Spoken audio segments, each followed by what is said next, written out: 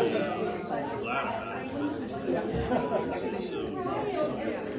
everybody, I want to thank you guys all for being here and welcome you here today. My name is Alyssa Williams. I am the CEO of the Palm Desert Area Chamber of Commerce, and we're happy to see you all here.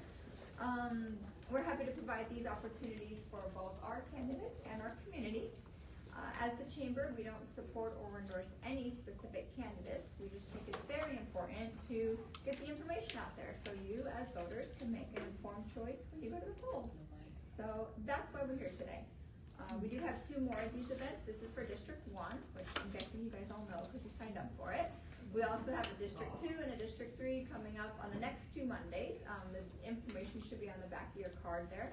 And then this week on Thursday, our regular chamber monthly mixer is going to be at Casuela's Cafe, and it will be a meet and greet mixer, and all the candidates will be there, so you might find yourself a little time to chat with them one-to-one and have some great food at Casuela's. It should be a good night.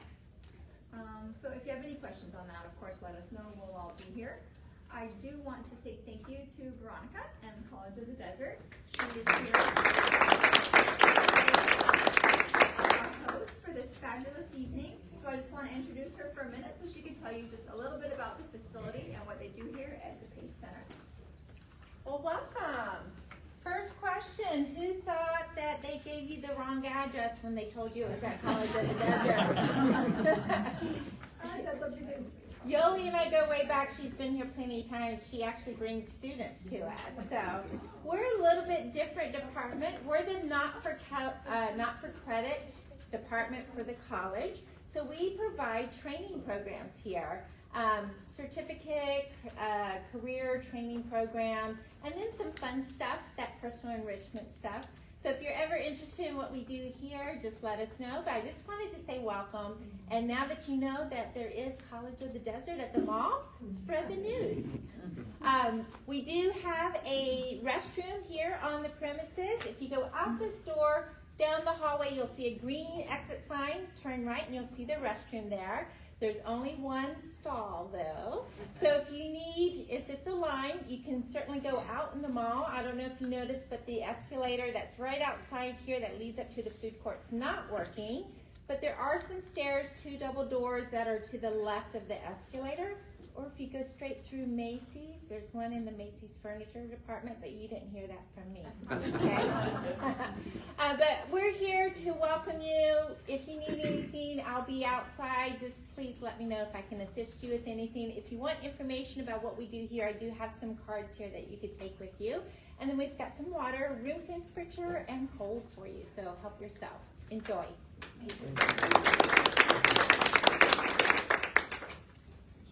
And I just want to now introduce and welcome our MC and sponsor for tonight. This is Craig Michaels. He's with Better Homes and Gardens, Desert Lifestyle Properties, and he'll tell you a little bit about himself and his business and what he's got, and then he'll get right to the questions. Oh, thank you so much. Thank you. I won't talk too much about my business, but I will say that when they asked me to be the moderator, I was pretty excited for a couple of reasons. One is I live right across the street. So I live here in District 1 and just as interested to find out about candidates as you are. In addition to that, I grew up in a little town called La Mirada. I'm not sure if you've heard of it, but my dad was on the city councilman. He served 2 terms, and he was also the mayor for 2 of the 8 years. So as you can imagine, I grew up in a home that was very surrounded by local politics and very involved in our local community. So for many reasons, I'm excited to be here, and hopefully we'll find out more about our 2 candidates. First of all, we have Mayor Karina Quintanilla and Chris Scott. Tonight's questions were submitted by community members, by the way. Each candidate will get 90 seconds to respond to the questions, and we'll alternate so they each get a turn, and we'll get hopefully get some great information from each one of them. So we'll get right into it. Our first question is, how do you plan to engage with and represent the diverse populations and interests of Palm Desert, including senior citizens, young families, LGBTQ, and local businesses? And Karina, I'll let you start first. Okay, so pretty much how do we bring more sparkle to Palm Desert, if I can summarize that question? I think that if we focus on the different sectors of people that we can track are coming to visit. My understanding is the city of Palm Desert has been using the return address from certain credit cards to have an estimate of where our spenders are coming from. That doesn't make sense to me. We are going to budget and forecast based on what we think somebody's gonna come and spend. I think that we need to focus on what we have ahead. As a servant now for the 4th year of serving the community, I'm proud that I met my goals for the first term. I helped ensure that we've got the transparency and saved money during the redistricting process. I got another cooling center, and I'm very proud to have focused on public health, supporting Cal State, the rail system. I'd like to keep the momentum. I'd like to keep the momentum that respects Palm Desert's foundation, but looking ahead to what our potential is, not only for the 2030, but 40 years away with the innovation and proper planning. So as we do, we are very strategic, deliberate, and inclusive in the process of the variety of the community, and having a civic engagement opportunity where the meetings are all at night in locations that make it accessible for the people to come, not just expect the commissions or committees to be done during the day. That's how we engage more. We need to engage more working folks that know that 5 o'clock isn't the end of the day. It's the second shift when you're with your families. So, did I still run out of time? Just making sure. Yeah, thank you. Thank you. Thank you so much. What a great turnout. Thank you so much.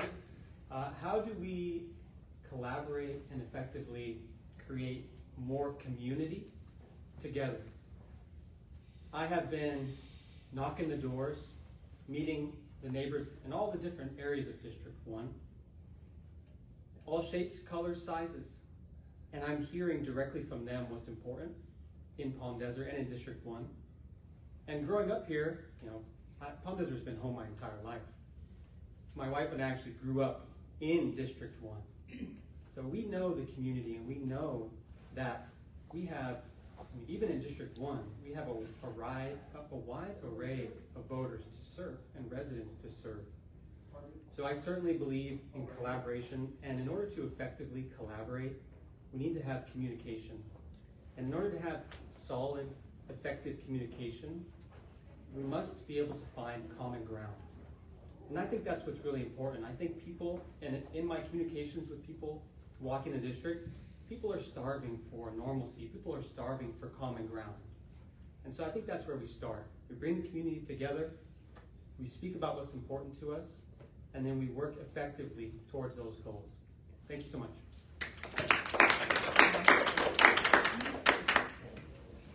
Okay, our second question here.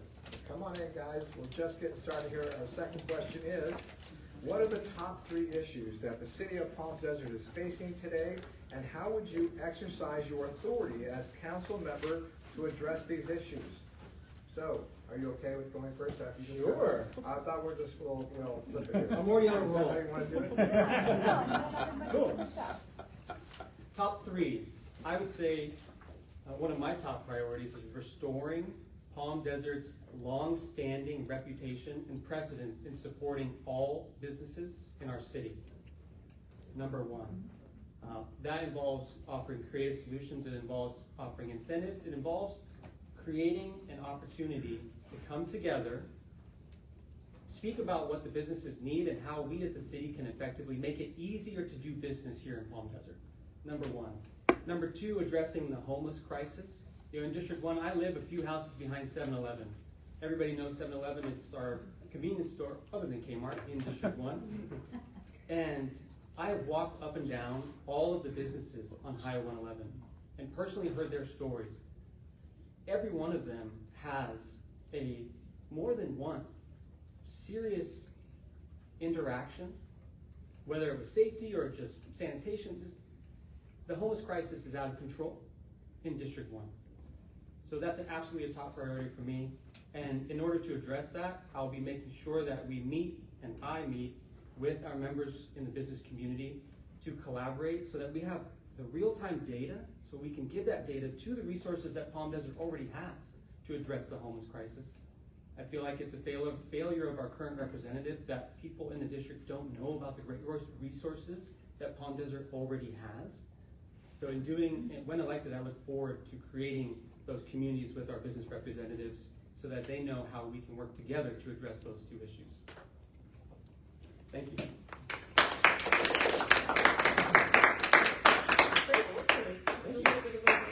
Can you repeat that? I think there were 3 sections. Sure, it's what are the top 3 issues that the city of Palm Desert is facing today, and how would you exercise your authority as a council member to address these issues? Okay, perfect. Just wanted to be sure because I heard Sure. 2 and I didn't want to No overlap.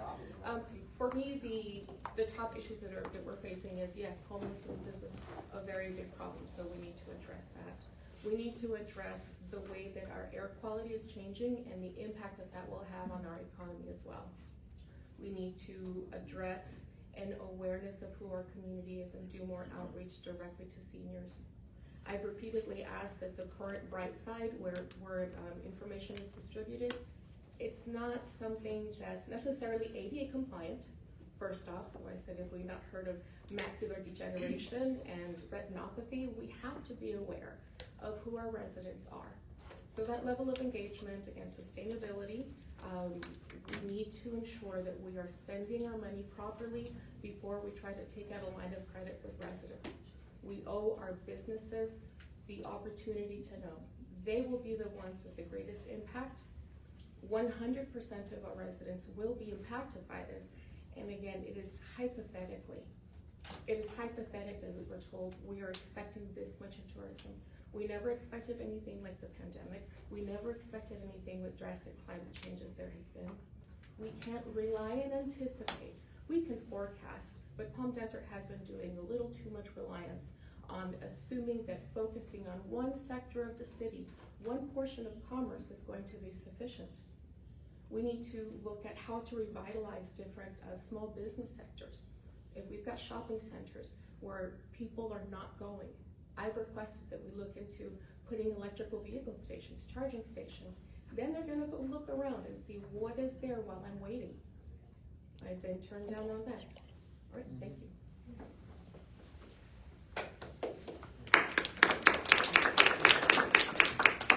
Okay, our next question is, what is your vision for the future of Palm Desert's economic growth, and how do you plan to support small businesses and attract new industries? And you get to go.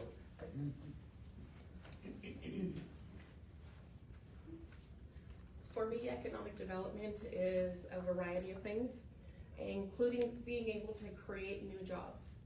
By getting autism certification and leading the charge for Palm Desert, being the first in California and the second in the country to achieve so, we have our restaurants and our businesses that will be able to get the certification and be listed on autism-friendly websites. This will allow people in HR departments to see what kind of accommodations can be made and to reduce the stigma of neurodiversity. So that goes in together for me to increase the number of jobs. We need our Cal State Palm Desert.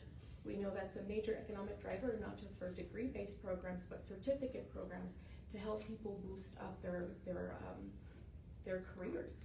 So Cal State Palm Desert, that's the goal, that's the plan. Train station, we gotta bring the students from where they are and looking at how to best offer opportunities. And by the way, this is a program that the Sheriff's Department has. This is a way to identify to any law enforcement officer that pulls you over. So for example, to say, I need, well, I can't hear. So if you're yelling commands at me, I may not hear you. I'm not shaking, I have Parkinson's, right? So all of these ways to ensure that you're having proper communication. And they also have a, I think it's like a reunification program that you can sign up. So if you have a loved one that either a silver alert or they just get out of the house, they'll be able to reunite with your loved one with different needs. So that's my core. Well, the autism certification is absolutely wonderful, and I appreciate that being done. How do we not only attract, but how do we retain businesses in Palm Desert? I think it starts, of course, with our precedents and returning Palm Desert's precedents of supporting all businesses. I grew up here, so I'm a little bit biased, and I think that sometimes I can think, it's Palm Desert, why wouldn't you want to come here and invest here and be here? But that mindset is only part of the puzzle, and I think that mindset doesn't show a true understanding of how business works. We have to be able to, Palm Desert's going to attract people and businesses because Palm Desert has an incredible quality of life. But in order to retain those businesses, our city council members and our city in general has to have a partnership mindset. We have to have a mindset of welcoming businesses and making it, as I mentioned earlier, easier to do business here in Palm Desert. The four-year university was mentioned. Absolutely, there was an effort that brought in $79 million to get that one step closer to reality. I think more of those efforts need to be done, not just in Palm Desert, but all the other cities, the county, and even in the state. And I look forward to being part of that collaboration. Things like desert surf that are attracting people from all, surf is, maybe we think, oh, we're in the desert, but surfing is in the Olympics. Surfing is a huge sport. People are going to come from all over the country. And a good example is Palm Springs Surf Park. We went to a competition for a family who was there to surf the competition from Hawaii. So those things are going to not only attract visitors, but also create hubs that allow supporting businesses to have commerce. And so I certainly look forward to encouraging more development like that. Thank you. Okay, some great answers. Next one is, how will you address the issue of affordable housing in our city, and what specific policies would you advocate to support low and middle income families? Chris, you're up again. Thank you. Well, it's no surprise that California makes it very challenging to do any type of development, makes it challenging to do business really, but it makes it difficult to build. And Palm Desert has done a great job providing low-income housing and workforce housing. The city owns and maintains 1,100 low-income housing homes. That's something I did not know. And you wouldn't know it as you look around our city because our planning commission has done a great job allowing these cities to be, or allowing these communities to be mixed in with the more market and luxury properties. And that's how we need to continue. So I fully support Palm Desert's efforts in building out not just low income and affordable and workforce housing, but also market and luxury. Palm Desert has a little bit of something for everyone. And I think it's very important to continue our city's efforts to promoting development for those low income housing opportunities. Thank you.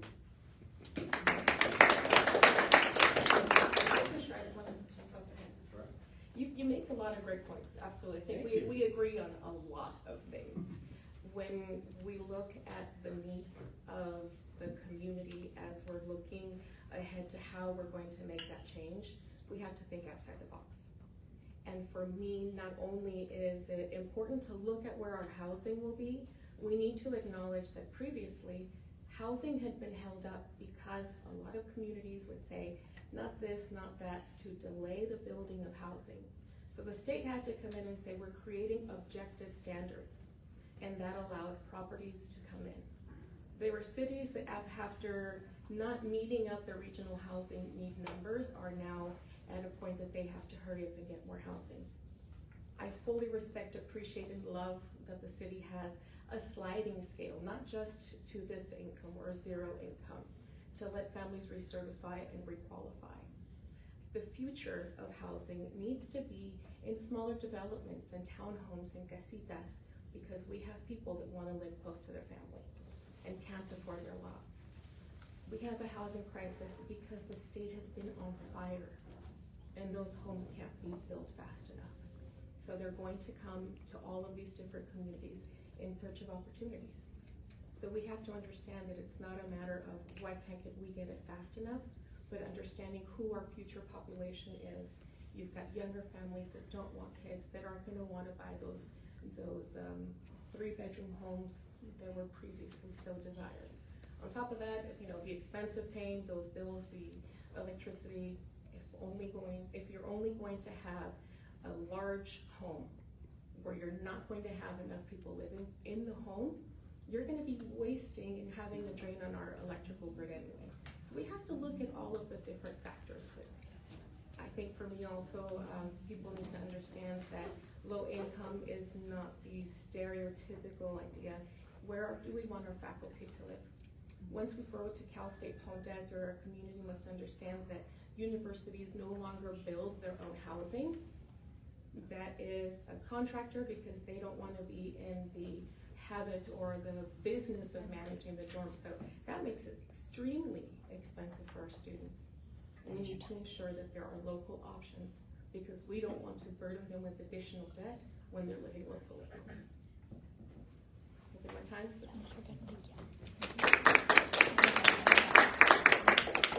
And we just had somebody come in, would you like to take a seat? I appreciate you not walking in as they were speaking, and very, very nice of you, very courteous. We'll give them a chance to take a seat. Courteous guy. Yeah. Okay, on to our next question. Measure G will be on the ballot in November. It's the Palm Desert Public Safety, Roads, and City Services measure. It will seek voter approval to authorize a 1-cent sales tax to maintain city services. Please tell us your thoughts and opinion on Measure G. Thank you, Karina. You get to go first. Sure. Measure G is pretty simple. We need the money, yes. Are we asking the residents for a line of credit when we haven't necessarily shown that we've made the best decisions over the last few years? That's what we're looking at. Who's gonna keep returning to our Lowe's, our Home Depot, our Target, if now there's one close by? That's going to reduce the number of people that are coming here anyway. The original conversation that was had is we have to raise the taxes because the state is broke and they're going to raise the 1% tax, and we have to do it before RCTC is going to have that tax as well. I mentioned to the city manager, I said, that's not factual. The state is not going to raise taxes. The state is not going to do that because they have plans. And if you got your voter guide today, you'll see that that was it. And I spoke to Fiona Mont directly. That's where we had an event. So she said directly, we're not going to raise taxes. So we need to look at how that impacts us locally. It is going to have an impact. And again, the oversight is the big issue for me. You can't put in a fine print that says, yeah, we're gonna use the money for whatever we want, in place of, we want to have a committee of people that are going to agree that this is what's the best way to spend it for the community. We can't have people that are our firefighters, they change the amount of their contract to only working 56 hours a week instead of 72. Absolutely. You don't want someone that's been, 72 hours without sleep going into a burning building. Absolutely. I support law enforcement. I also want to look at why the city in 2020 reduced the number of sworn officers. And even as our population has changed, those individuals have not been replaced. Now we're in a matter where people don't even, where RSO has a deficiency in people applying. We're going to have time to catch up, but we need to tell the city that we respect how we want to spend the money that we're taking from you.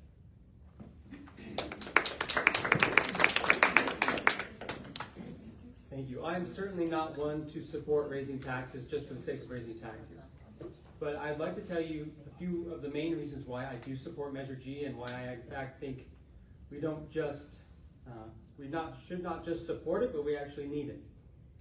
Number one, Palm Desert's current sales tax is among the lowest in the Coachella Valley. And the proposed increase would put us in the middle. It would actually match us to what La Quinta's sales tax has been for 10 years. So in saying that, we're already paying that sales tax. I don't, and I'm sure you're like me, when I go to La Quinta or Indio or Palm Springs, I'm not choosing to not purchase something there and drive out of my way to just shop in Palm Desert. When I go and travel out of the city or out of state, I don't consider the sales tax in that city as a determining factor of how much or when and where I spend. That's number one. It's a tax that we're already paying. And it would significantly, number two, thank you for the time. Number two is that, now I'm a numbers person, so I can get granular, but to make this, so 70% of the revenue that will be generated from Measure G is going to be paid by visitors, people who don't live here in Palm Desert.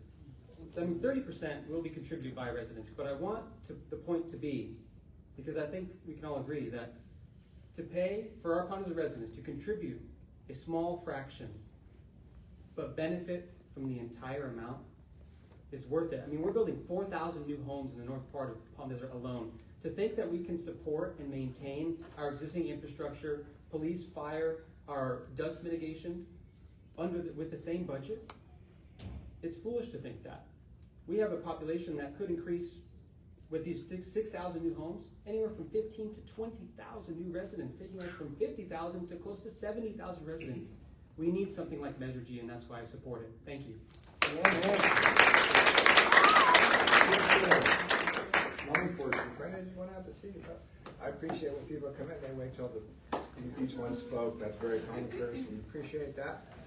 Next question is a very simple one. Is what makes you the proudest to be a resident of Palm Desert? Firebirds. Firebirds, man. Pretty incredible the amount of camaraderie that the Firebirds have brought. I do love that. What makes me proudest about Palm Desert? What makes you the proudest resident of Palm Desert? Gosh, I think one of the proudest things is, of course, growing up here, and we grew up here thinking that the desert really was a bubble, protected by our mountains from so much of the crazy rest of the world. And Palm Desert has, in my view, always been the diamond of the Coachella Valley. Amen. Amen. I was at a party last night. I was invited to speak at a home in the district, and they were celebrating Mexican Independence Day.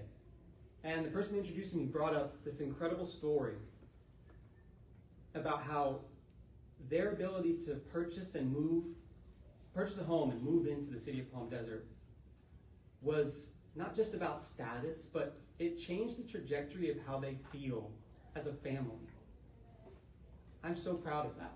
That was an incredible story that she shared. And that's how I feel. I mean, it has always been our goal to own a home in District 1, actually. I mean, my dad has lived there. We grew up there, and so we were fortunate to be able to accomplish that goal.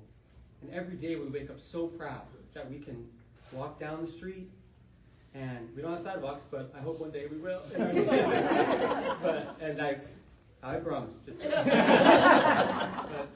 that's what makes me so proud. The fact that Palm Desert continues to be a leader in the region, but also that people, when they are able to settle in Palm Desert, they really know it, and they love it, and it means something to them, and it means something to me. Thank you.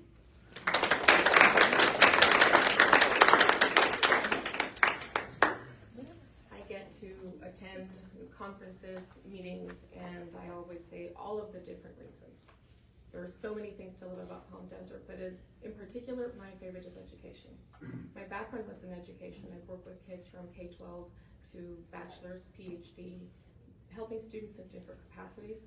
And as an academic advisor, honestly, that was some of the best opportunities to understand what a resident needs when they reach out. And so I said, okay, what's the immediate need? I can't resolve this for you necessarily, but I know who I can direct you to. Those are one of my favorite interactions as I go around. I think that having the opportunity to have at COD, Cal State Palm Desert, as it will be, the UCR Extension Center, the campus they have there, those are opportunities to bring the community together. Education is an equalizer. That's how we're going to be able to bring people forward. It's also important to note that when we look at keeping our students here, we are not sending our best and our brightest minds that are going to think, wow, it's so much better to have fun out here than come back. And when we don't have our local people filling local jobs, they're going to have to recruit people of higher salaries to come and also purchase housing from here that others can't afford. As a single mom of two, it's been many tough years. I'm not a homeowner because I can't afford it. And I don't know if that's something that people understand. There isn't just the instant ability to move through. Some people have opportunities, some make their opportunities, and some are still looking for that opportunity. Palm Desert has those options. Palm Desert is inclusive. We need to continue to have funding to attract students and build out our Palm Desert campus independent of San Bernardino. Thank you.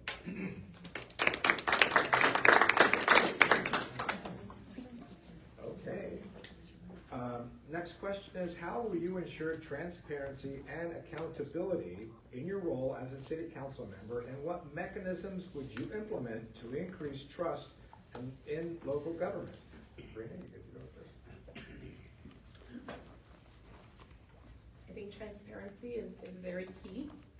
I hate when I would ask someone, say, oh, it's on the website. And I told our city manager, our website has a lot of info, but it's not meant for someone on the outside looking in. Our website is designed for someone to call one of the departments, housing, planning, so that they can tell you, go here, click the third one, okay, see the big blue box, and they're walking you through, not something that's intuitive. So when people say it's on the website, to me, it's kind of dismissive.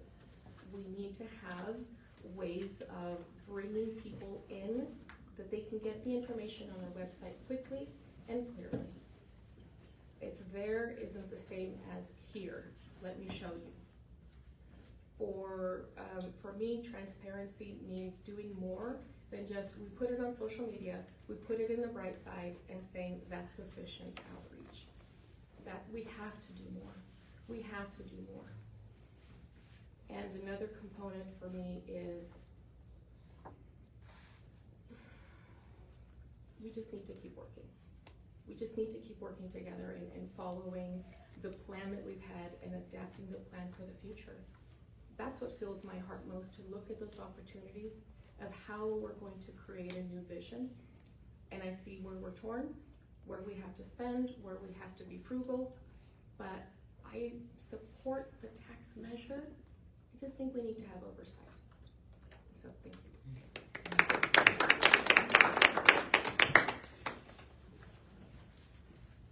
Accountability, in my business, I run a property management company. And so every day I'm dealing with complex issues and taking in other people's money and managing and taking care of the expenses on their behalf and making sure that I am accountable. It's incredibly important, and I think it does go hand in hand with transparency. I think transparency becomes a buzzword when there's a lack of trust in our institutions, and that's not just a Palm Desert issue, that's an issue all over the world, surely. But when our local leaders are able to communicate effectively, not just among the council members, but in front of the public, taking the opportunity not just during council meetings to have discourse or discuss the different topics of the day, but in actually meeting and getting groups together on the particular issue of the day. That's accountability. Here's what we're doing. Let's take a business, for example. Mr. Business Owner, here's what we're doing. Is it working? That's how we continue to move forward and be accountable. Saying, how do we make it easier to do business here? Well, we thought this would make it easier. Is it actually working? We don't know that unless we're on the ground, creating these group meetings and hearing from the residents and the business owners. That's accountability. Transparency is, like I mentioned, that trust is so important, but we can't trust blindly. So I understand the need for transparency, and I believe that when we elect people in positions like the City Council who can demonstrate their personal accountability, it helps align our public's view of how our government is as far as transparency. Thank you so much.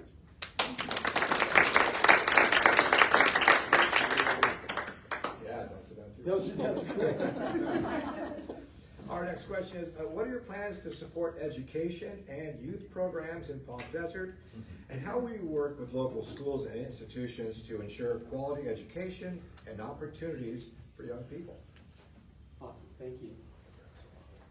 Certainly the four-year university, absolutely. And growing up here, when you graduated high school, everyone said, I can't wait to get out of here because there's nothing to do here.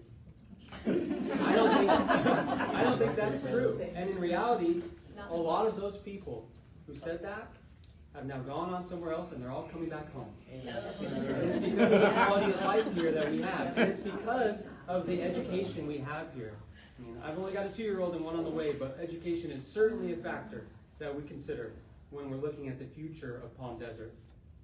As far as youth programs, oh my gosh, my parents are both entrepreneurs, so I went to every single YMCA course, every single Boys and Girls Club thing, after school program. So I am a benefit of that. And so many of those people are still actively volunteering in those roles and have seen me become the man I am today. And I would love to see more people have that opportunity to do what I did when their parents are working, go to a program and be exposed to these new ideas, sports, hobbies, things to challenge your mind. Those are so important, and I think we must continue to invest in those programs. School, activities, the 4U University. I want to make sure I covered it all, but rec leagues. How do we get involved? How do we help promote that?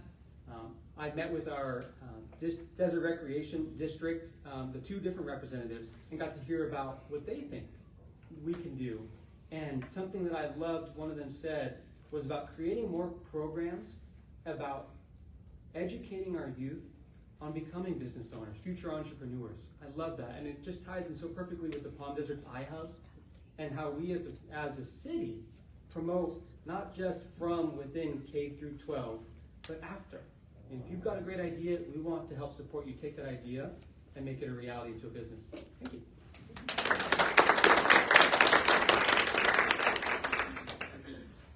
I also remember I can't wait to leave the desert.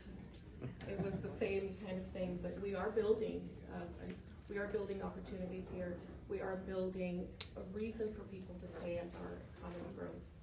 For me, one thing that we should focus on is how to incorporate absolutely economic development and jobs with education. And I think the city could also save a lot of money in the sense of combining with the Cal State San Bernardino researchers and UC Riverside researchers. Why are we going to let these contractors take the research that they took from the students and them getting paid 6 figures when we can absolutely have the opportunity to engage policy and science? They're doing it in other areas. Why wouldn't we do the same when we have a campus here that we're going to support? I love working with little ones, the kiddos, the grown-ups, and the lifelong learners that are looking to get ahead. I have worked at a private nonprofit university that did specifically that. Work with non-traditional learners when you've come back into the workforce, when you need evening classes or online classes. As I mentioned before, education is the great equalizer, and we have to have fun things to do. We can teach kids to learn how to skate, because for me that's something that we need to see in the valley, and it needs to be Palm Desert. Nowhere near 45 miles is there a skate rink, and I think about 90 miles till you have a karaoke bar where it's family friendly. How great would it be to have somewhere for kids to be there after school, have time, where your parents are gonna know where you are. Have the 70s night, have the 80s night, have the glow light for the grown-ups that wanna go, have the bar, have the kids having birthday parties when they're sitting there and recording themselves in karaoke. Those are economic opportunities that bring in education. We also have the iHub, which is where we hold the Coachella Valley Women's Business Center, helping navigate the process, and we have the opportunity to spur that business here. We can do it with education, and we can do it with community.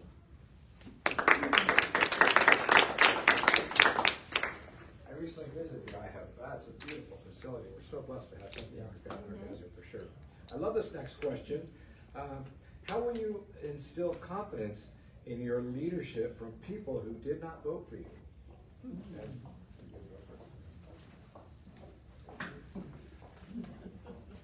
When I have conversations with, sometimes people approach and they say, "You're not my council member, I live in a different district." And I always say, I was elected by the people here, but I serve the whole city.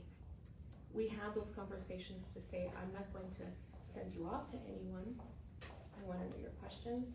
I want to know if you're frustrated, how we can get to an understanding of the communication, and how we need to move forward with solutions.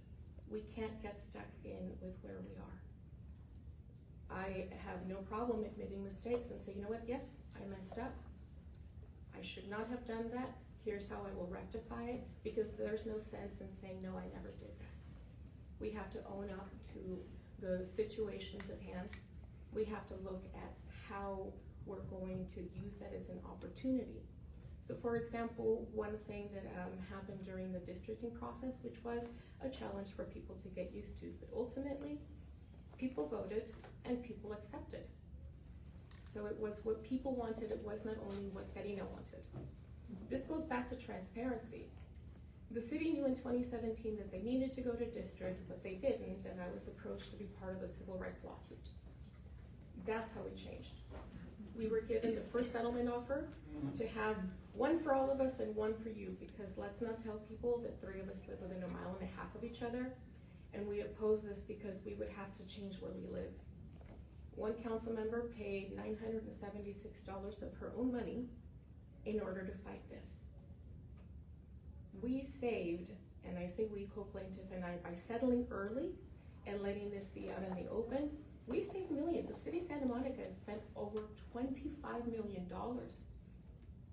to fight it, where we got it done in about $2 million, because I thought it was the best to move forward and let people see how concerned are they with the whole city and how concerned are they with themselves.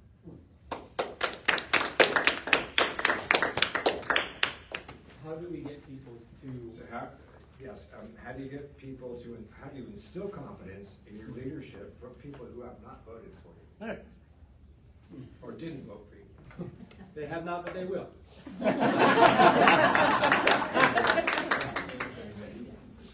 When I'm knocking on doors, meeting the neighbors, oftentimes it's people from all sides of the political aisle, and it's certainly a divisive topic, so I like to, when I'm there, focus on, this is just about Palm Desert. It's an opportunity just to focus on Palm Desert. And it amazes me how much of just that alone creates common ground. And it's no longer about convince me that you're right. It's how do we find what's right together? And those conversations that I'm having every single day, that's what brings confidence. And when people meet you face to face and understand that when I say that I represent safe streets, strong businesses, and thriving neighborhoods, they know that I mean that when they meet me face to face. And certainly when I bring those points up, those aren't contentious points. That's what we all want, really. And so that's how I focus. Let's find common ground. I believe the same things that you believe. And although it's good that we disagree, allowing us to find common ground is how we're able to have effective communication, and that's how we build confidence moving forward. Thank you.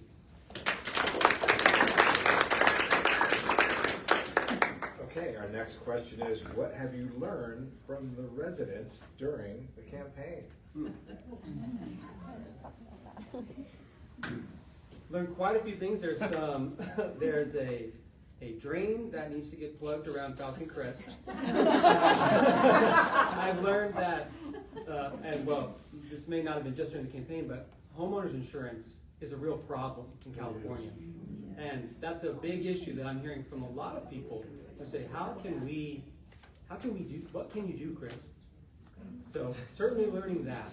But some things I was not surprised to learn, like how the homeless activity is affecting our businesses, not just in District 1, but throughout Palm Desert. I was not surprised to learn that my opponent's decision to introduce partisan politics into our local city council was not supported by anyone. And you could say that there are people who believe one side or the other on the political aisle and have agreements in that way. But every single person that made a public comment about this all agreed on one thing, and that it was wrong. And it may not have been illegal, but it was certainly unethical. So I think we need to, and in speaking with the residents, everyone wants to get back to normalcy. We want to focus, and this speaks on what I mentioned before, going door to door. And there's political division, sure, but The City Council is a nonpartisan office, and it's an opportunity for us to just focus on what's important to Palm Desert, and that's safe streets, strong businesses, and thriving neighborhoods. Thank you.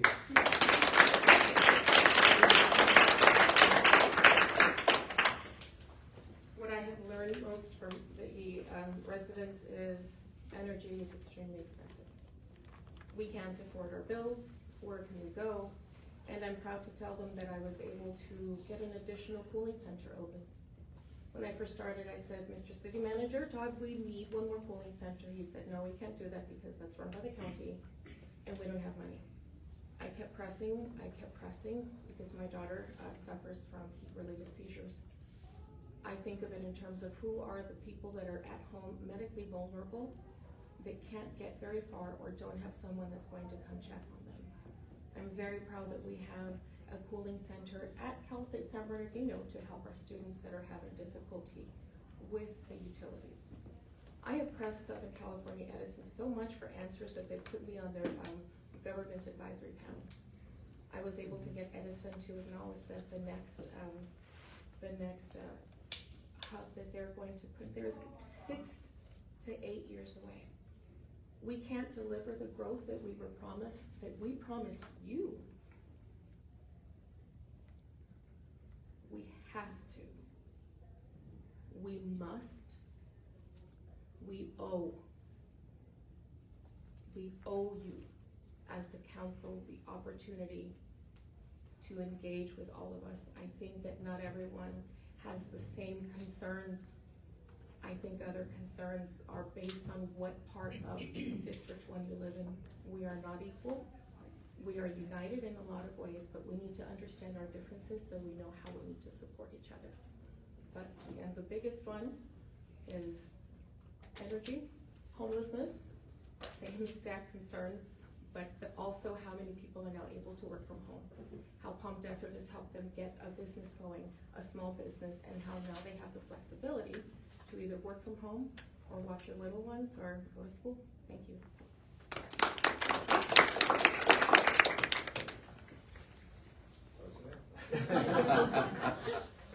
Our next question, how will you prioritize spending within the city budget, and which areas do you believe need increased funding or investment?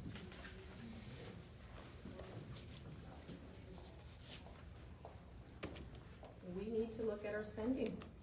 We need to clearly assess our wants, our needs, and our critical needs. We have a lot of things in the pipeline that I don't believe need to all be done at the same time. How are we going to ask you to trust?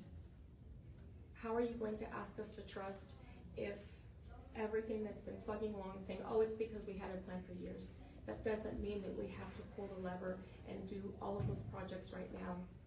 The excuse that I keep hearing is, well, we must do it now because everything's going to be twice as costly later. Well, how much is it going to cost us right now because we're not able to fill those gaps? We don't need $1 million crosswalks at El Paseo. We need to find opportunities in some of these little hubs for business. We have to ensure that we address those priorities. Our residents are looking forward to a greater Palm Desert, but none of them want a park right now in an area that doesn't even have people.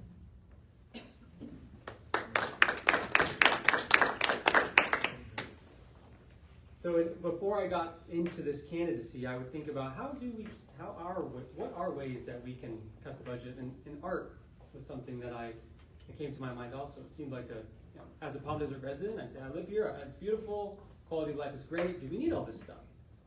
And then I learned that nobody comes here for empty streets or empty neighborhoods. They come here for culture. And Palm Desert has continued to create culture with this art. And I think that's amazing, and that alone attracts significant visitors to our desert, to our Palm Desert city. So what really can you cut? I look at more, how do we maximize the money that we're spending? 6,000 new homes being in the north part of Palm Desert, 15 to 20,000 new residents. We don't want to stifle that growth. We need to support that growth. Something like Measure G is wonderful as a response, because no longer does Palm Desert get subsidies from the state like these redevelopment programs, redevelopment agency programs like they have in the past. In the past, Palm Desert has been given $40 million to use for development from the state. That ended 10, 14 years ago. That money doesn't come anymore, and it's not coming. So how do we continue to invest in Palm Desert? Well, something like Measure G certainly, but we have to take initiative and responsibility. You know, culture, fire, police. These are requirements to continue to attract people to Palm Desert so that they will continue to visit here. Because as you know, when we look at our budget, sales tax and hotel tax, the transient occupancy tax, those are our biggest sources of revenue in the city. So we have to be able to support our businesses and our commerce and travel. Thank you. All right, the next question is about the Palm Desert Area Chamber of Commerce, which plays a vital role in supporting local businesses. Can you share how you've been involved with the Chamber and describe any efforts you've made to help advance its mission of promoting and supporting local businesses? Well, I've attended many of the mixers and the meet and greets, and they're excellent events, all from Cambria to the one most recently in the Living Desert, which was incredible. So much great information, not just business specific, but about how our areas continue to grow. You know, they brought in somebody, this most recent one, about the expansion of COD's program, trying to bring in internship opportunities for their students. Incredible. I look forward to continuing to be a voice supporting not only the Chamber, but as a small business owner, I mean, I'm invested in this city. And I'm invested in what the Chamber's message is. We have to continue to be a city that attracts and retains local businesses, because our local businesses, and you will all agree, are the backbone of our economy. And we must continue to support them and support all businesses. Thank you.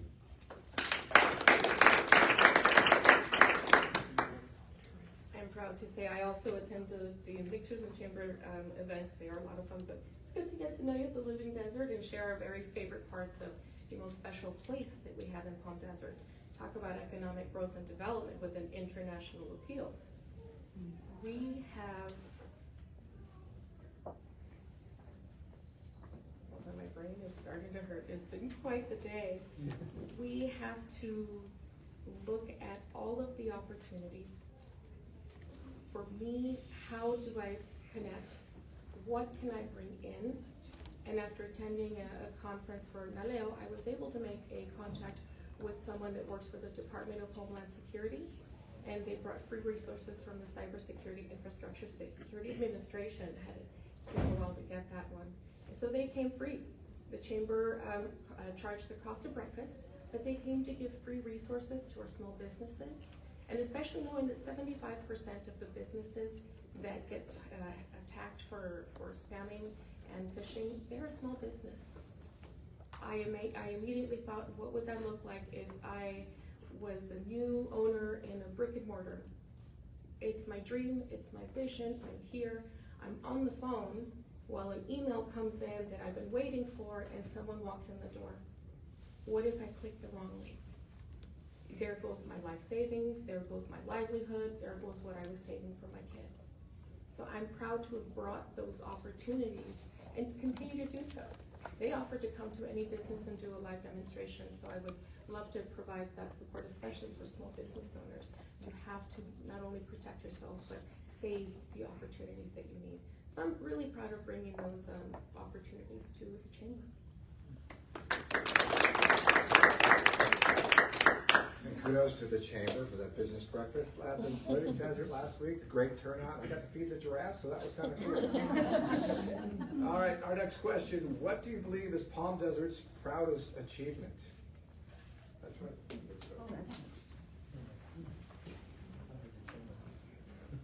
Our proudest achievement is following through the vision that started in the early 80s, early 90s. I remember my mom saying that she overheard in a conversation that we were going to get our own independent university here.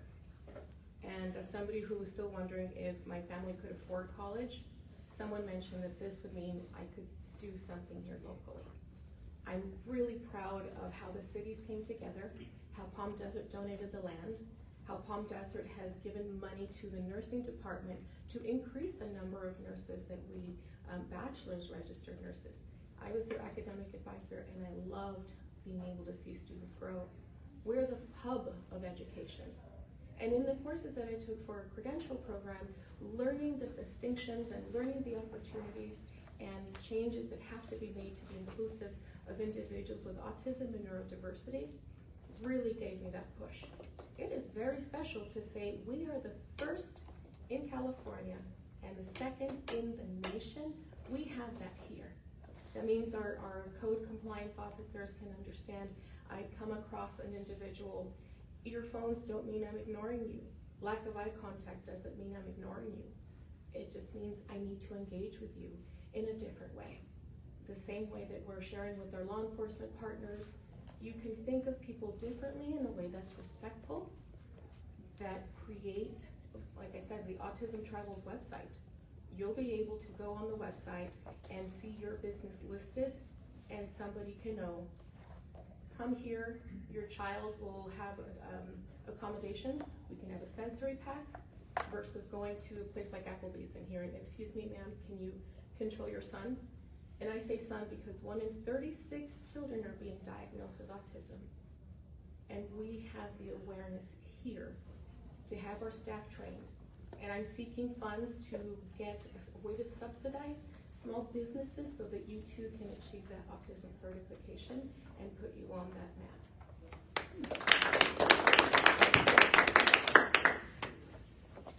Thank you. I'd like to, before I answer the question, address a comment my opponent had made. I thought it was a really nice anecdote about being able to empathize with a brick and mortar small business. And I hope that you'll recall that anecdote next time that you feel it's appropriate to shame a local business for not agreeing with you for partisan reasons. But what I am most proud about in Palm Desert, I would say that it's incredibly impressive to have a $100 million reserve. That's amazing. I mean, $100 million. And our city is able to operate an nearly $80 million annual budget, which means that as a city, we are able to create that type of revenue. We are a leader in the region. It's an incredible amount of money, and it's an incredible responsibility, which I look forward to having my part in. But that's what I'm most proud of. Thank you. Okay, so what steps will you take to promote environmental sustainability and combat climate change at local levels? Well, it's certainly a bigger issue than just Palm Desert. And, I mean, unfortunately, as my opponent mentioned, Palm Desert does not have the infrastructure or the grid to support our current development, let alone our future development. These are absolutely areas that we need to further invest in. But at the same time, the solution isn't quite simple. I mean, I have had meetings with representatives from SoCal Gas, SoCal Edison. They also want to know what we think, because there is no clear answer on the right way to go. I mean, our state, 50% of our state's grid is supplied by natural gas. Yet there's an incentive or a plan to remove natural gas as a resource. There's got to be somewhere for balance, and solar is only about 17% of our state's supply to our grid. We have to find balance, and I think ultimately the way we do that is by looking at what other cities in the region are doing. For example, Indio has taken recent steps to upgrade and build a new substation for the development that they're experiencing, and they chose to do it in a certain way where they put a utility tax on their residents. We will see how that goes, but they were able to raise the money that they needed. I'm not saying that that's the right answer or the solution, but I think it's on our representatives to review what other cities are doing, what other regions are doing to try and combat this, because this issue is bigger than Palm Desert.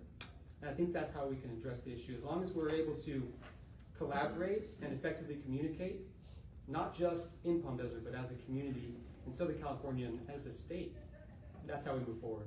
Thank you.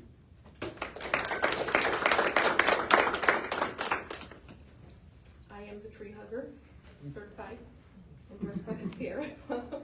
No, it may have seemed for a long time like a naughty word, an insult to say you're the tree hugger, but for me it is extremely important to have as much sustainability as possible.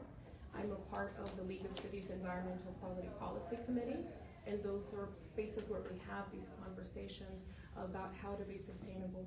We were early adopters of SB 1383, the composting law, and we're innovative in making sure that the food was not just getting composted in the location, but that it be distributed to food banks. This is Hunger Action Awareness Month.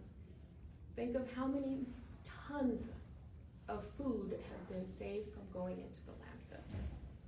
I think as we mentioned, the expense of power and how difficult it is to manage when your power is out. Under my guide, we are now the city that has in our parks the language that says you can't have Mylar balloons. One beautiful little balloon goes and touches the power lines and we're out. I also am asking our city to explore what the future has to hold. There are bioplastics that can withstand 460 degrees Celsius. How are we looking ahead to be innovative, not just of what we know, but how to make the decisions moving forward? In looking at that infrastructure, how do we improve what we have? How do we keep the energy where we're supposed to have it?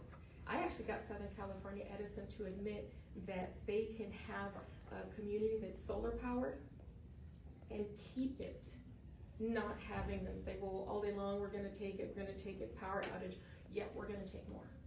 I got them to admit that there are ways to keep the batteries in your own community instead of you generating it for them to take it in an emergency.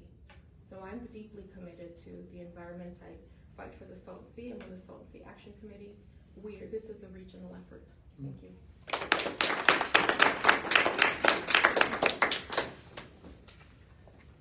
Well, what are your plans to improve the city's transportation system, including public transit, roads, and bike paths to reduce congestion and support alternative transportation? I'm proud that we have 39 miles of protected bike lanes in Palm Desert in addition to the City Link. It's great to be able to let people know how to get around when we've got people that visit from countries and cities that are dependent on bicycling. This is a great way to have them get to know the community. We've got people that come for all different reasons to cycle. People use their golf carts, skating, and that's a great thing that I've seen when you see mothers and little kids and you're feeling that they're in a protected lane. It feels safe and it feels fun. Additionally, we really need to talk about how we can address sunlight. And that's not an easy fix. By far, it's not an easy fix. There are shortages of drivers. There are shortages of routes that have been changed. And we need people that are fresh, that are residents, that are coming regularly to say, here's what has happened. We have people in areas where it's not the same bus stop sign. You're in areas where it's cracked, you can't see the schedule, and even shockingly, the bus stop that's here, we're told by some of our law enforcement officers that that is the place that is sold, where most drugs are sold, even down by the tamarisk trees. I was shocked. He said, there's one guy in a backpack, he's got what he wants, he brings it here, unassuming, and that's where they're finding how many narcotics. And like I said before, I'm not anti-tax, I'm anti having that little paragraph that says we're gonna use it however we want to. We need to be strategic. Right now, we have a certain number of law enforcement officers, and then we've got a great number of volunteers. Our cops are wonderful, but they don't patrol 24 hours a day. And look at the recent stabbing.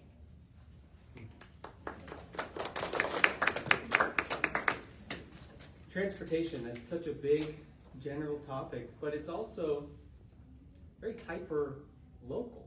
When you think about I was just reading some of the transportation efforts being taking place currently in the different parts of not just District 1, but the whole city. They're adding these rolling speed bumps. I don't know if you've seen the new ones yet, but they're popping up all over. And in that plan, they're talking about, and this goes to speaking to the hyper local, right on our streets, we're able to address transportation, creating those rolling speed bumps, lit stop signs, more traffic signals that show your speed limit in neighborhoods. I think those are incredibly important. That's the hyperlocal. But then when you think on the more general big city, and the opportunity to fight to have a Palm Desert rail station stop on that link between Los Angeles, the San Gorgonio, it's a huge name, but to advocate for that type of transportation system in our desert would be would bring a massive influx of business opportunities. It would also support the 4U University, bringing students into our valley. And there's still much more that needs to be done as far as making it accessible in the north part of Palm Desert to be able to walk. But I think as we develop it out, incorporate parks and more bike paths, it will help. But I think transportation, we have to focus, as we are, hyper-local, in front of our own homes, on our own neighborhood streets, but then thinking big picture, like the rail station. And even, I really appreciated this, they're doing these new projects in the roads, but then they're thinking ahead by adding the conduit for adding the broadband, so that we don't have to dig up the streets in a few years when we want to increase our broadband service. Smart and responsible development doesn't just start with homes. It involves our transportation. Thank you.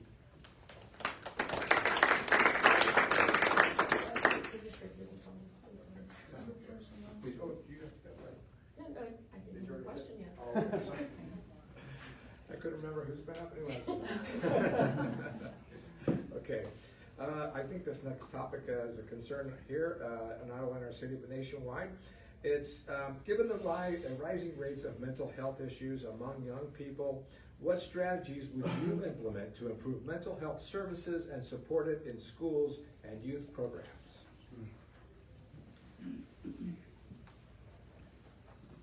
I think parents and communication between the parents and the schools is absolutely vital. Parents have to advocate for their children, certainly. But then I think it's important that the schools create that open dialogue with the parents. It has to be transparent, open dialogue. So it starts there for our youth. But in order to combat and effectively combat this crisis, which is mental health, I think it goes hand in hand with our homeless crisis. There are a lot of reasons that people end up on the streets, and it's not for the bad reasons that we think are associated with drugs or alcohol. So we have to, in addressing these types of crises, come from a place of care and a place of kindness. Now, the city has some incredible resources to address the homeless issue and the homelessness, the unhoused crisis. In the recent years, they've even designated specific employees just for that. And that's who you call when you don't want to call the police. These types of programs, I think, are so important because the crisis it's not stagnant, and it's certainly not a one-size-fits-all approach like we've seen in the past. So I certainly encourage and support creating new programs and creating more awareness about the programs that we already have here in Palm Desert. And as a District 1 representative, that's what I intend to do. Go door to door, talk to our business owners so that they know if there's somebody who you think is in need of assistance, whether they're unhoused or they're just coming in for water every once in a while and you don't know why or what their story is. We need resources to support those residents too. Thank you.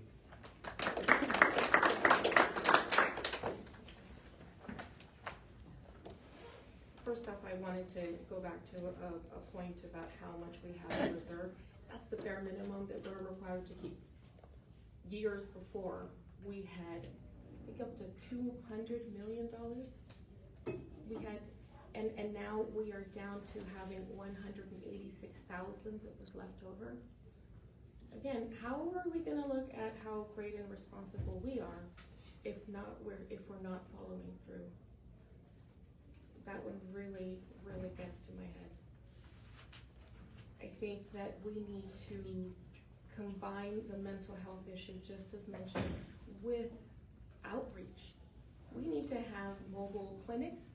Having worked with the Homelessness Task Force and CVAG, they are having mobile showers and opportunities for people to get out of their situation. You can say, hey, go get a job if you don't have a place to shower or clean clothes. We've been working with the Riverside University Health System, but when Riverside County didn't have the capacity, we said we're gonna get our own. And these social workers come in and build that relationship, not just, here's a flyer, give me a call, but several communications to get someone into treatment and get them onto a path to get out of homelessness. We have to look at isolation that people are still facing, especially when the pandemic took place. I think we need to do something as simple as compassionate, as review our restrictions that you can't have a pet on city property. Not property if you rent from the city. I was shocked because that's your critter, that's your furry family member that gets you up out of the day, gets you to go for a walk. It's part of your emotional, social, and physiological health. We can do small things within the city. We can contribute to being part of a regional, a region-wide approach, but we can do little things that start here.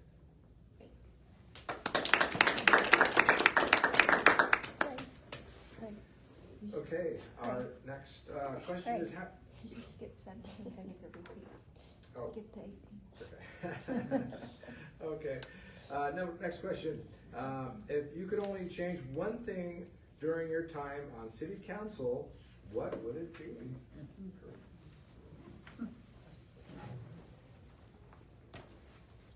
What would I change? The dark skies.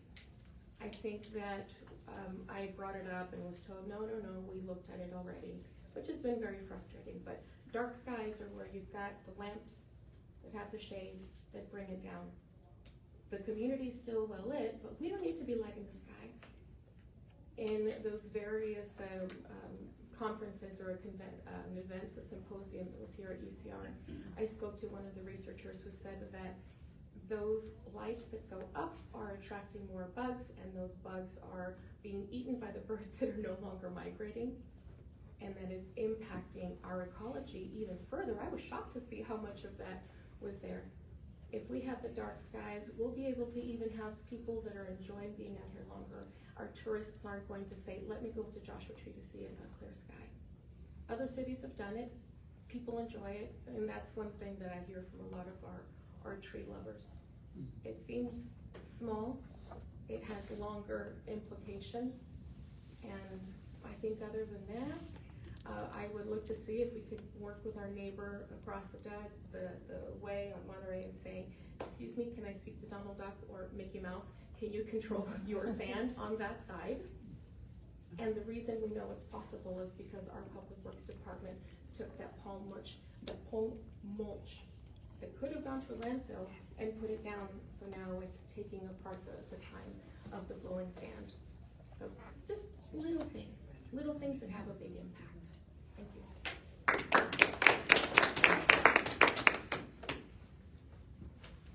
One thing that I would change is our current council's hostile environment among the council members. Our elected officials must represent our city with civility, respect, and common sense.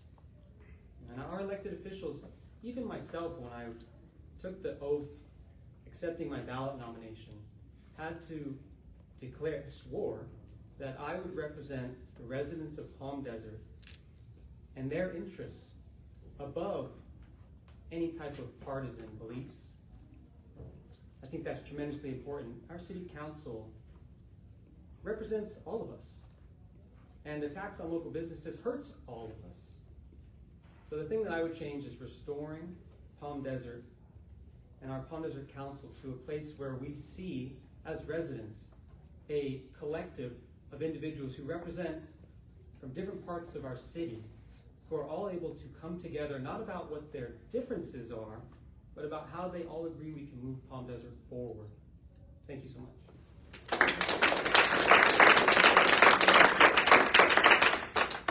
The next question for our candidates involves crime.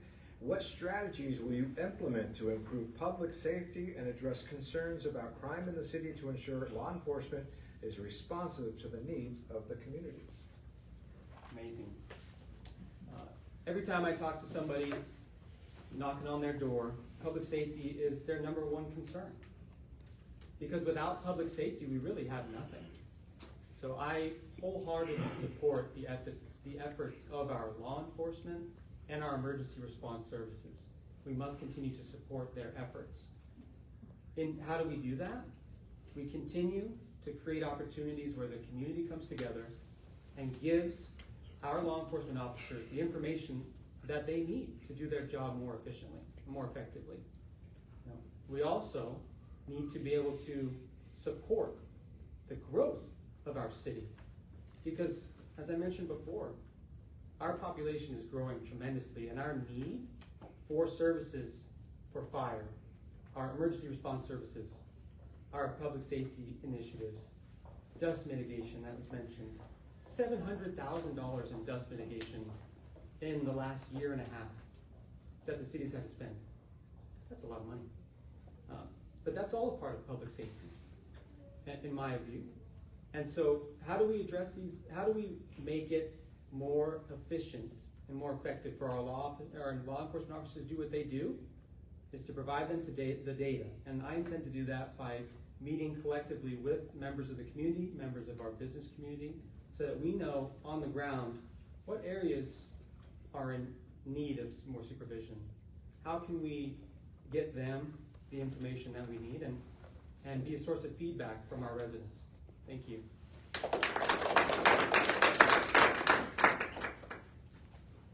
We have the opportunity to supplement our law enforcement with our citizens on patrol, but they shouldn't be who bears the entire burden. Our citizens on patrol don't go into as many neighborhoods, and they're wonderful volunteers, but what happens to a volunteer if they get hurt? I think it leaves the city open to liability. But what the city can do is go back to the staffing levels that we had in 2020. The number of officers was cut, it was never brought back up, and we now have a very heavy burden on the numbers of our citizens on patrol. They shouldn't have to be responding, and the categories of what they were responding to was interesting.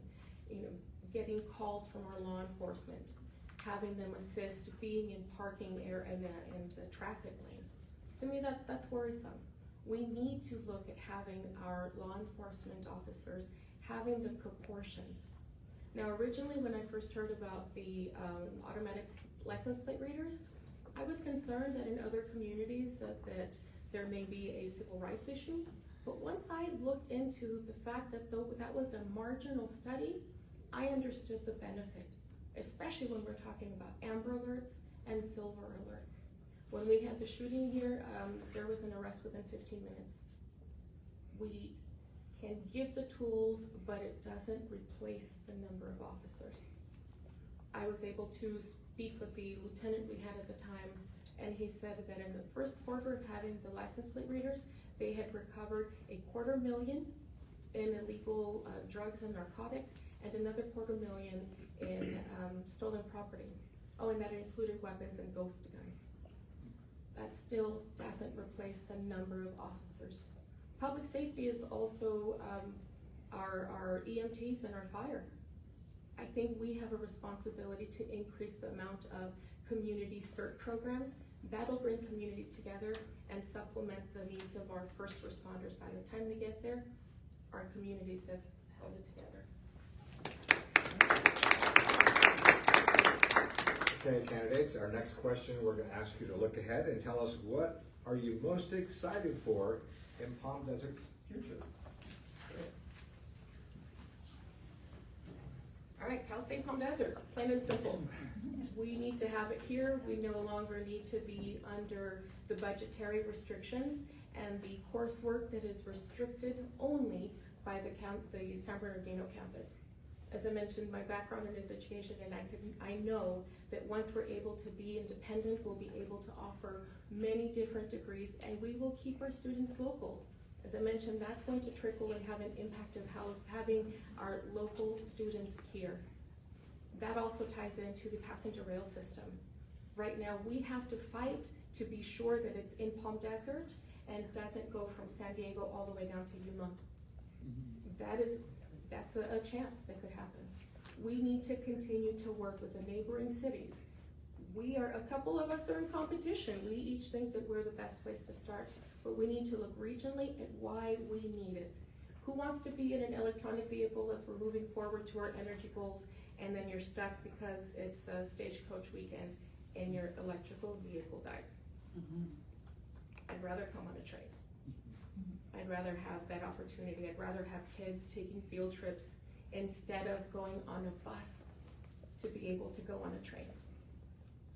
We have, I think 310,000 kids that came to the Living Desert from different parts of Southern California.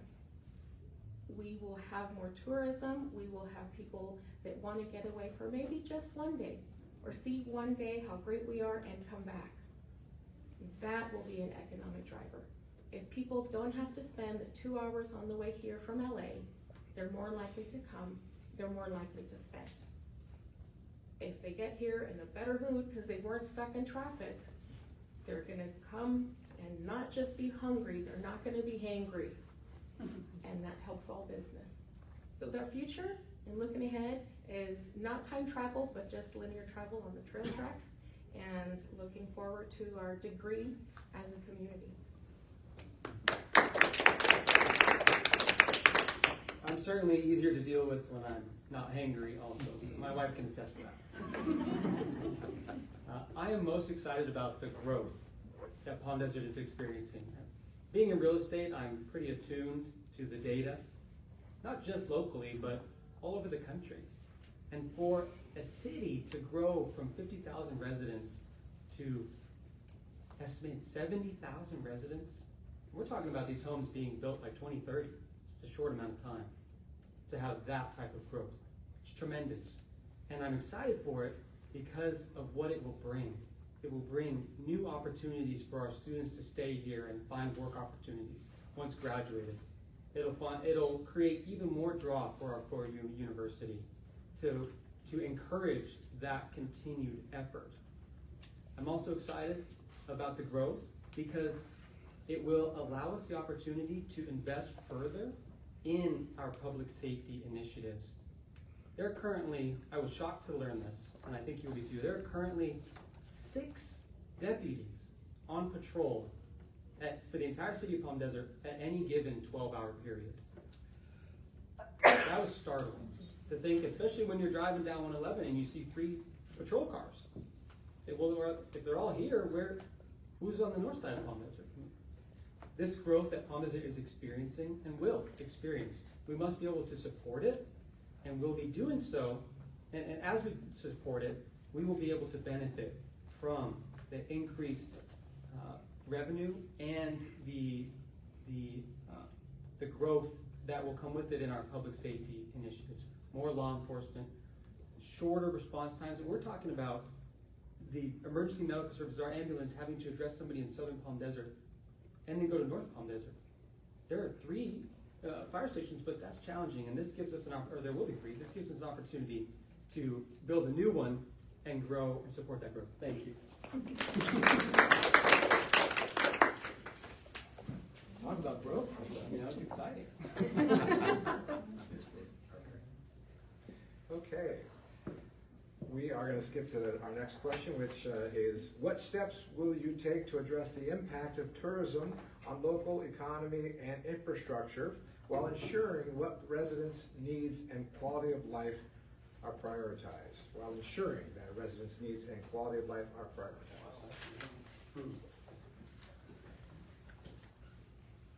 I think we need to prioritize seeing our future as a city that is engaging to people of a broader age range.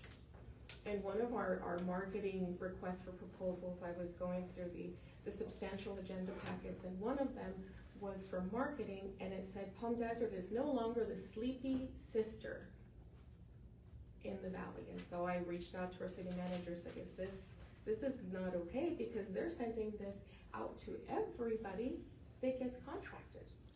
So we don't want to be known as the sleepy sister.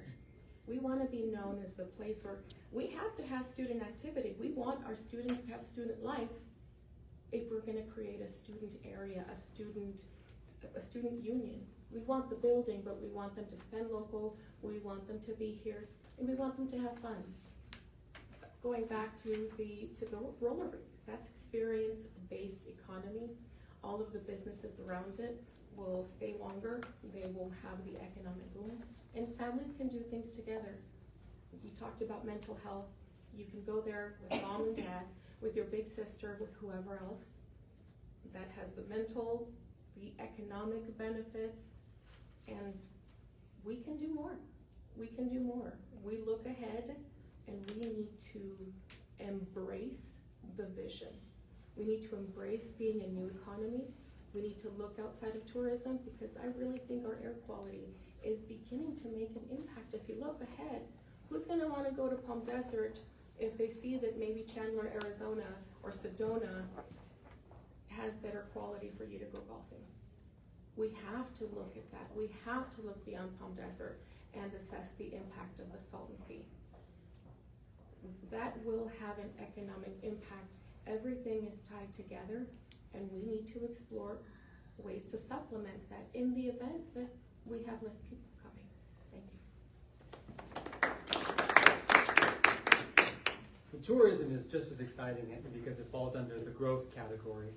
And growing up here, there were not as many opportunities to do things during the summer or even during the season as there are today. And I absolutely support further growth in that regard. It has to be prudent, it has to be responsible, because, and I understand how development impacts our quality of life and our transportation. They're all intertwined, and so we have to really be prudent about how we plan these out. I think there are some incredible efforts being done at Desert Willow, for example, in order to supplement desert surf, which I think, and I mentioned, is an amazing draw, and I support it. In order to offset some of that water usage, Desert Willow has cut back on some of the turf in a really smart way. Desert Willow's invested in their water reclamation. So I think I absolutely support building out these additional sources of tourism, but we have to do it in a prudent way, in a smart way. That's responsible, not only just because it impacts us driving to work. As you know, in the summertime, it used to be that the streets would be dead in August. I remember that. And now it seems like it's almost business as usual, even during August, which I love, and I support, and I encourage. We want to see more of it. But we have to be able, when we draw the type of attractions, and we create these new attractions, we have to create transportation, and we have to have transportation considerations that also intertwine with our quality of life. So, thank you.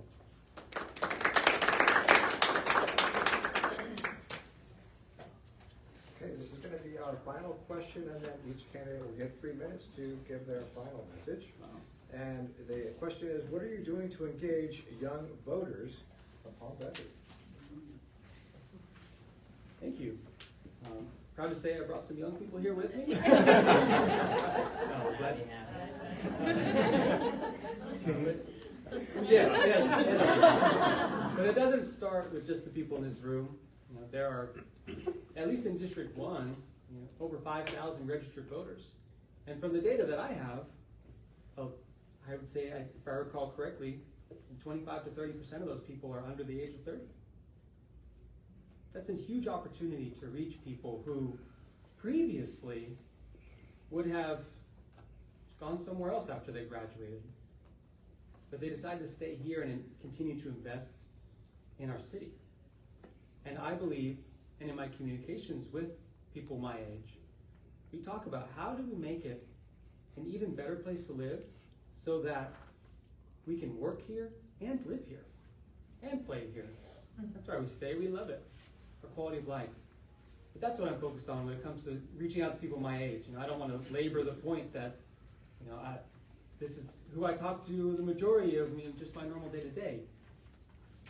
But the point is, people, our younger audience, our younger residents, they really care about Palm Desert, and the people who choose to be here and stay here, they're invested just like I am, just like you all are, and their voice really matters. So I absolutely am advocating for and representing my generation, and look forward to doing that on the City Council.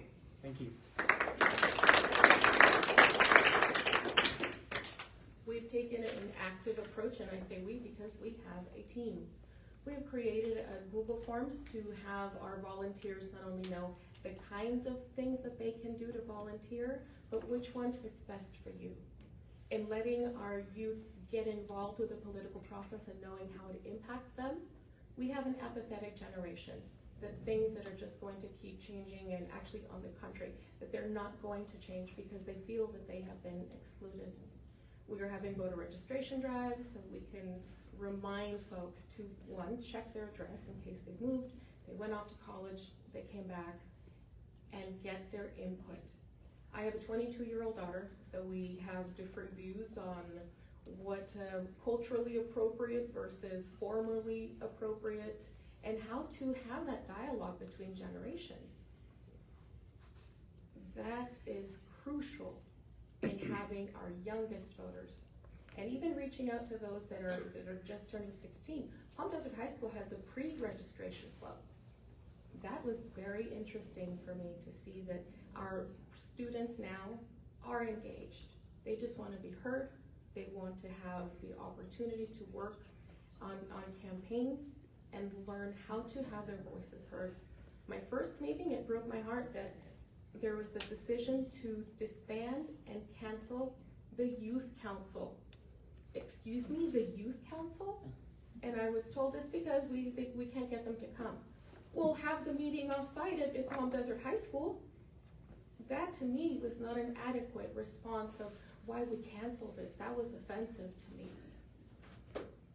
That now students aren't getting a direct input when we're making decisions on Cal State, when we're making decisions on all kinds of perspectives where we need younger voters. They are the ones that are going to help us plan for the next 30, 40 years. So outreach is everything. Okay, we've come to the conclusion of our forum, but we are going to give each candidate 3 minutes to come up and give their final comments. Chris, I'm going to let you go first, Sure. and you'll finish it up. 3 minutes, awesome. First of all, thank you so much to the Chamber for putting this on. This is an awesome opportunity to get to speak with residents of Palm Desert and who are interested in District 1. So thank you for doing that. I am running to represent my family, my friends, and my neighbors in District 1. I mentioned this, but Palm Desert has been home my entire life. My wife and I grew up in District 1. We're raising our young son who just turned 2, and we're expecting another in January. And as a business owner here for nearly the last decade, I'm invested in our city. And when I was approached by members of the community who were distressed over the need for better representation in our district, my family and I took that seriously. And so I stand committed to listening to and serving our residents in our community. And our elected officials took an oath to serve the interests of the residents of Palm Desert and not govern based on partisan beliefs.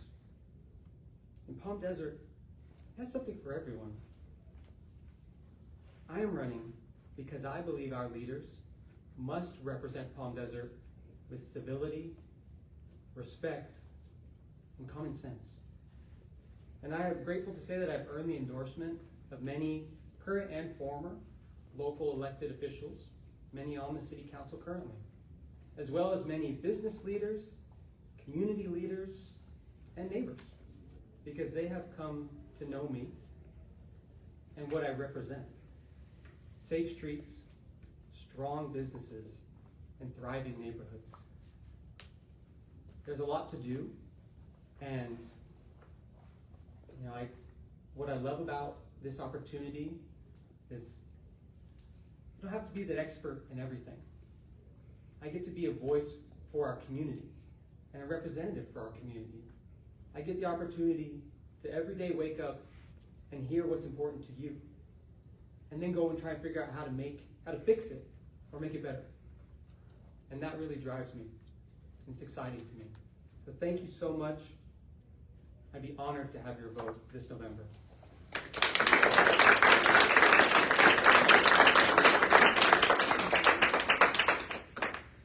I'm running to continue the work that I've been doing. Achieving things like the cooling center, that is something that was important to me, to my core. As I mentioned, I have a family medical history that makes that essential for me. I think that we need to appreciate the opportunity that Palm Desert offers, while also looking at how we can improve. There are opportunities for growth to look beyond what we've always relied on. The district for me has been growing, and so has all of Palm Desert. Our perspectives of how we live in the same district are varied. I don't just bring cultural difference, I bring economic difference to the council. I'm working full-time for the council because it isn't just a 9 to 5, we go to events, we go to commissions, we have tons of work to read. And that's what I'm committed to. I'm not working another job. And the city council only pays about $3,000 a month. So when I fight for someone that say they are on fixed income, these decisions are going to impact more, that sales tax is going to impact that more. Even if you think it's not going to impact you, it will impact someone else that is on that fixed income, that needs to find out what we have available for them. Those are issues that matter to me deeply. I want to keep representing, like I said, the economic diversity, because Palm Desert is changing and we have to look at the continuum of where we are growing from the perspective of people that are in that economic state that could be on that fluctuation of how am I going to support my family. Right now, the greatest number of people that are at risk of homelessness are single moms and seniors. I'm involved with a lot of committees, which means that Palm Desert has a voice in very many different pots. We have animal services, for example. To me, that was apparent. Talk about the frustration of the lack of transparency. Your department has a $40 million budget. You're using $29 million of it here locally, but you can't tell us how much you're purchasing in food for this department. Why did we have the highest rates of killing animals and lowest of adoptions? In listening to community leaders, we went from having 1-hour meetings to 2-hour meetings to 4-hour meetings so that we could create and understand what our residents wanted, not just what they complained about, but come to solutions. We're talking life and death with the things that we do. It may not be a person, but for someone else, that's their furry loved one. Being present at commissions, being active on committees, meaning that Palm Desert has a seat at the table and has a voice, and we grow stronger together.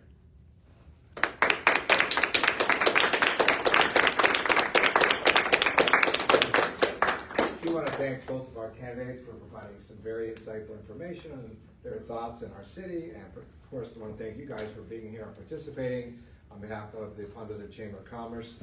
Before we wrap it up, I just want to give a quick mention to my mixers coming in. As it was said earlier, I am a realtor with Better Homes and Gardens Desert Lifestyle Properties. I'll give a shameless plug. But they do benefit our local nonprofits, and that's why I'm very passionate about it. I've always been involved in our local nonprofits. And the wine and design mixers I put on, this is our 4th season. They do involve benefiting our local nonprofits. Our first one is going to be October 17th at WDC Kitchen and Bath. Benefits the Children's Discovery Museum. In November, we're gonna be right here in Palm Desert at the Palm Desert Design Center, benefiting Loving All Animals. The rest of the dates are on there. Feel free to come. The $15 donation at the front door, 100% goes to our local charities here.